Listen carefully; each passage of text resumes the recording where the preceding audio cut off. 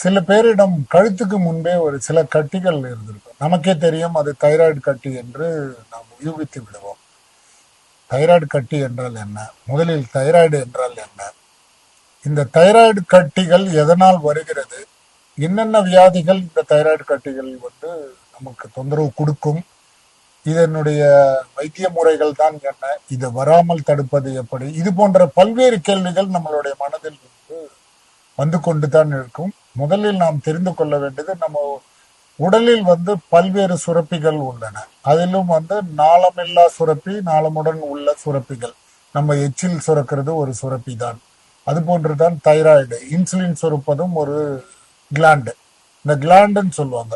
Thymus gland, pancreas gland, parotid gland, இது மாதிரி prostate கிளாண்டுன்னு இது போன்ற பல்வகைப்பட கிளாண்டுகள் உண்டு, சுரப்பிகள் அது போன்றுதான் தைராய்டு சுரப்பி.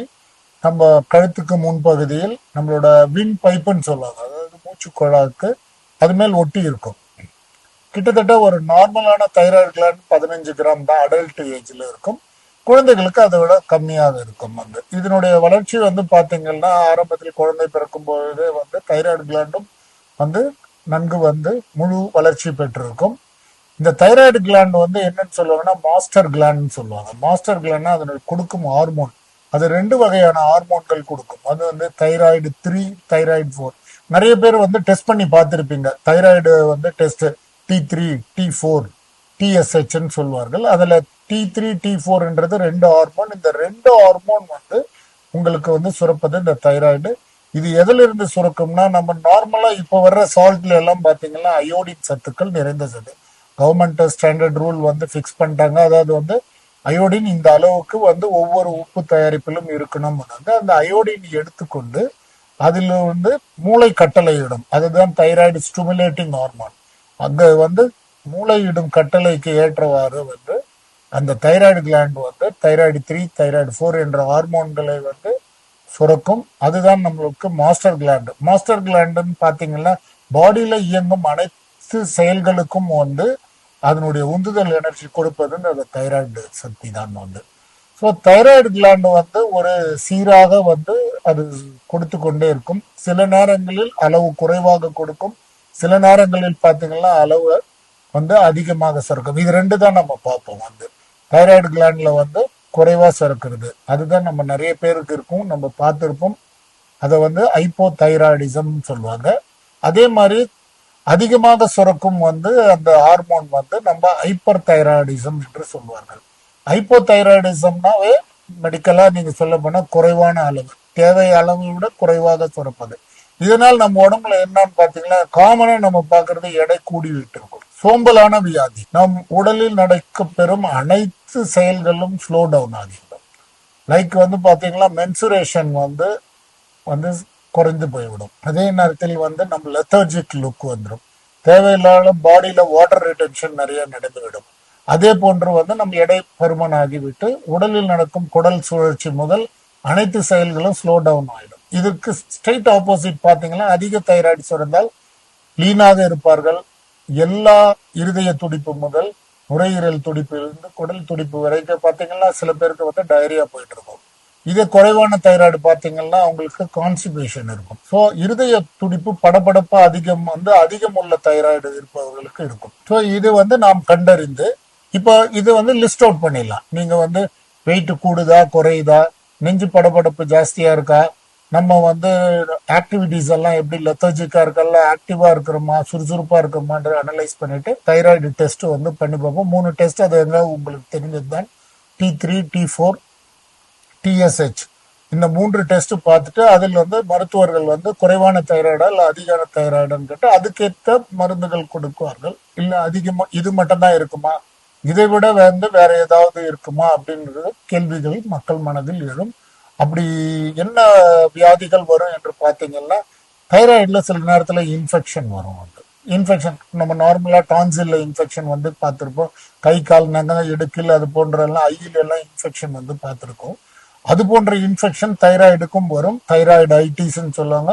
நார்மலா மற்ற இடத்துக்கு போடுற மாதிரி ஆன்டிபயோட்டிக் அந்த இன்ஃப்ளமேஷன், அதாவது தைராய்டு ஐட்டிஸ் என்ற அந்த ப்ராப்ளம் சால்வ் ஆகிவிடும். சில பேருக்கு சிஸ்ட் ஃபார்ம் ஆகும். சிஸ்ட் ஒரு நீர் கட்டி மாதிரி வந்து நீர் கலந்த கட்டி மாதிரி அந்த சிஸ்ட் ஃபார்ம் ஆகும். இது எல்லாமே நம்ம அல்ட்ராசோனோகிராம்ல கண்டுபிடிக்கப்படும். அது எதனால் வருகிறது அந்த சிஸ்ட், ஏதாவது வந்து இன்ஃப்ளமேட்டரி ரியாக்ஷன்னால வருதா, இல்ல வேற ஏதாவது காரணங்கள் வந்து அடிப்படையான காரணங்களால் வருகிறதான்றது ஸ்கேன் செய்து நம்ம கண்டுபிடிக்க விடலாம். சாதாரண இன்ஃபெக்ஷன், சாதாரண சிஸ்ட், சாதாரண வீக்கம், அப்புறம் வந்து எமரேஜிக் சிஸ்ட் அதாவது பிளட் கலந்த சிஸ்ட், அதுக்கப்புறம் வந்து பாத்தீங்கன்னா கேன்சர், கடைசியாக எந்த ஒரு ஒரு உறுப்பாக இருந்தாலும் கேன்சர் என்பதை நம் மனதில் வைத்துக் கொள்ள வேண்டும். ஸோ பொதுவாக கட்டி வந்து விட்டது, நாங்கள் என்னதான் செய்ய வேண்டும்? இதுதான் எல்லோர் மனதிலும் எழுப்படும் கேள்வி. மூன்று டெஸ்ட்டுகள் தான். முதலில் நாம் பார்க்க வேண்டியது தைராய்டோட அளவு. அந்த தைராய்டு 3, தைராய்டு 4 அண்டு டிஎஸ்ஹெச்சோட அளவுகளை நாம் கண்டறிய வேண்டும். ஸோ குறைந்த அளவு தைராய்டா அதிக அளவு தைராய்டான்றதை கண்டுபிடித்து விடலாம். இரண்டாவது ஸ்கேன் பண்ணி நம்ம நார்மலா செய்யக்கூடிய அல்ட்ராசோனோகிராம் ஸ்கேன் பண்ணி பார்த்தால் இது இன்ஃப்ளமேட்டரி கட்டியா, இல்ல வந்து உங்களுக்கு சிஸ்ட் நிறைந்த கட்டியா, இல்ல நாடுலார் கட்டியா, அதாவது நாடுலார் காய்டர்னு சொல்லுவாங்க. காய்டர்ன்றது வந்து தைராய்டு வீக்கம் வந்தாலே சொல்லப்படும். இது பார்ப்பதற்கு கட்டி போன்று இருக்குது, கேன்சர் சார்ந்த கட்டியா, அதற்கு அருகில் இருக்கும் நரிக்கட்டிகள் இருக்கிறதா என்பதை முதல் கொண்டு இந்த ஸ்கேன்ல கண்டுபிடித்தலாம். அடுத்ததாக பார்த்தால் இறுதியாக நாம் வந்து அதற்கு ஒரு நீடில் பயாப்சி ஒன்று பண்ணுவாங்க. ஸோ நீடில் பயாப்சி வந்து ஒரு சின்ன டெஸ்ட் தான், சிம்பிளான டெஸ்ட். அந்த தைராய்டை ஸ்கேன் பண்ணிக்கிட்டு அதுக்கு ஒரு நீடில் போட்டு அதில் இருக்கிறவங்க வந்து கொஞ்சம் சதையை எடுத்து நாம் பரிசோதனை செய்து பார்த்தால் அது வந்து என்ன வந்து சிஸ்ட் வெரைட்டி சேர்ந்ததா, இல்லை இன்ஃப்ளமேஷன் வெரைட்டி சேர்ந்ததா, இல்ல சாதாரண கட்டி வகையை காய்டர் வெரைட்டியை சேர்ந்ததா, இல்லது கேன்சர் வெரைட்டியை சேர்ந்ததா என்பதை நாம் அதிலிருந்து கண்டுபிடிக்கலாம். கேன்சர் வெரைட்டியில் மொத்தம் நான் வந்து 4 வகையான கேன்சர்கள் அதில் வந்து உங்களுக்கு தொந்தரவு கொடுக்கும். ஃபர்ஸ்ட் வந்து அது உங்களுக்கு அதில் சுரக்கும் ஹார்மோன் குறைந்தால் அதை வந்து நம்ம அதற்கு ஏற்றவாறு மருந்துகளை கொடுத்து மருத்துவர்கள் உங்களுக்கு அதை கொடுத்து விடுவார்கள்.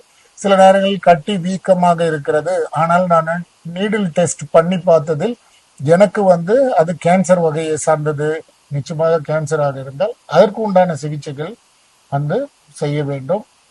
மோஸ்ட்லி வந்து கேன்சராக இருந்தால் டோட்டலா கம்ப்ளீட்டா ரிமூவ் பண்ணிட்டு அதுக்கப்புறம் வந்து பாத்தீங்கன்னா ஃபாலோ அப் டெஸ்ட், முதல்ல வந்து அது மாதிரி கேன்சராக இருந்தால் பெட் ஸ்கேன் போன்று செய்து அந்த இடத்தில் மட்டும் தான் இருக்கா, மற்ற இடத்துல எல்லாம் பரவி இருக்கான்னு பார்ப்பார்கள்.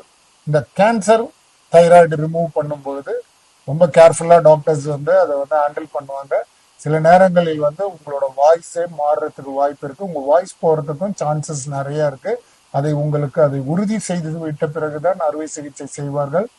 சில பேருக்கு பாத்தீங்கன்னா மூச்சு அந்த விடுறது கஷ்டமாயிட்டு அந்த தொண்டையில் வந்து ஒரு ஹோல்ஸ் மாதிரி போட்டு அது ட்ரக்கியாஸ்டமின்னு சொல்லுவாங்க, கேள்விப்பட்டிருப்பீர்கள்.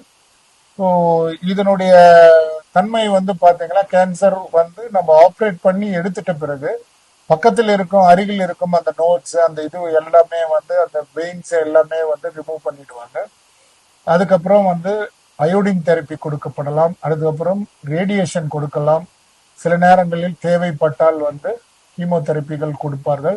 ஸோ முழுமையாக அந்த ட்ரீட்மெண்ட் கம்ப்ளீட் ஆகிறதுக்கு வந்து தைராய்டு பொறுத்த வரைக்கும் உங்களுக்கு ஒன்று குறைவாக இருக்கும், அதிகமாக இருக்கும். நிச்சயமாக நீங்க தினமும் அந்த தைராய்டு மாத்திரை காலை வெறும் வயிற்றில் போட வேண்டும். உங்களோட விருப்பத்துக்கு ஏற்ப செயல்பட்டால் தைராய்டோட வீரியத்தன்மை மாறுபட்டு உங்களுக்கு எடை கூடுதல் குறைதல் போன்ற பல்வேறு பிரச்சனைகளை சந்திப்பீர்கள். வந்து தைராய்டு வந்து ஒரு முக்கியமான சாதாரணமான ஒரு வியாதி தான். அதை வந்து சரியான கண்ணோட்டத்தில் அணுகி அதுக்கு தேவையான டெஸ்ட்டுகள் அடிப்படை டெஸ்ட்டுகள் செய்து ரெகுலரா ஃபாலோ செக்அப் எல்லாம் பண்ணிட்டு வந்தீங்களா எந்த ஒரு ப்ராப்ளமும் வராது. நன்றி.